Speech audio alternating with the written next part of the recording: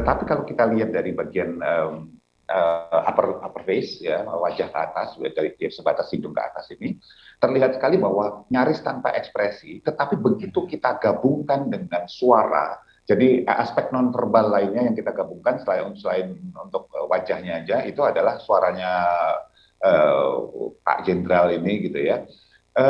Yang kita lihat bahwa suaranya itu menandakan bahwa dia tegang sebetulnya. Hmm. Dan kalau kita bicara tentang permintaan maaf, ini permintaan maaf yang sudah tanda petik dirancang dengan baik karena memang bukan langsung dia bicara secara apa ya istilahnya tiba-tiba gitu ya dari hatinya. Karena nada-nada kemudian cara dia mengucapkan itu sangat tertata dan cukup lugas seperti itu. Bisa jadi kalau memang Irjen Sambo ini memang orangnya lugas, tegas Hmm. seperti itu. Hmm. Hmm. Tapi yang dibicarakan di sini adalah sebuah peristiwa yang melibatkan hilangnya nyawa seseorang dan seseorang ini bukan orang jauh. Orang ini Hmm. adalah orang yang sangat dekat dan bisa jadi buat keluarganya mereka sudah selama ini mungkin dianggap anak bahkan seperti Hmm. itu.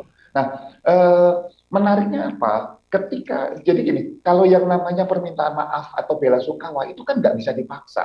Orang Ya. tuh orang ketika benar-benar sedih, ketika benar-benar minta maaf itu beda intonasinya, walaupun biasanya galak, tegas, lugas gitu, itu beda, udah beda-beda sekali kalau kita bicara kondisi psikologis manusia.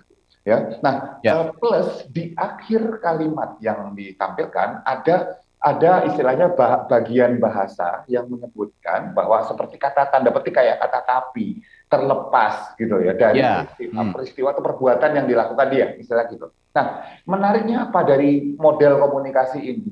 Model komunikasi verbal dan nonverbal yang ditampilkan oleh Irjen Sambo ini membuat masyarakat umum jadi bertanya-tanya, ini negara hukum bukan ya? Hmm. Kalau seorang abdi negara, penegak hukum, boleh memberikan sebuah narasi seperti itu, artinya apa? Artinya dia tanda petik secara formal, gitu ya, secara formal, sekali lagi formal ya, bukan emosional, bukan dalam hati gitu, dari hati gitu, meminta maaf dan menyatakan bela sungkawa kepada institusi, gitu ya, kepada keluarga, tetapi uh, ini tidak, ini benar-benar hanya disampaikan dalam acuan memang karena dia harus melakukan seperti itu supaya masyarakat tidak lagi gundah gulana istilahnya gitu. Ya. Hmm. Nah, kembali lagi pertanyaannya, kalau gitu apakah benar-benar menyesal untuk terjadinya kematian dari J ini gitu ya, Brigadir J ini? Jawabannya bisa jadi tidak. Yang membuat khawatir berikutnya yang dari istilah ini adalah, loh, kalau di antara mereka sendiri, di antara teman-teman kepolisian sendiri Oke. aja bisa seperti itu, gimana dengan masyarakat sipil? Ya. Gimana juga bahwa kemudian hukum ini diletakkan di mana, sedangkan abdi penegak hukumnya aja tidak menaati hukum Baik. untuk kesalahan yang dilakukan dia. Kira-kira seperti itu.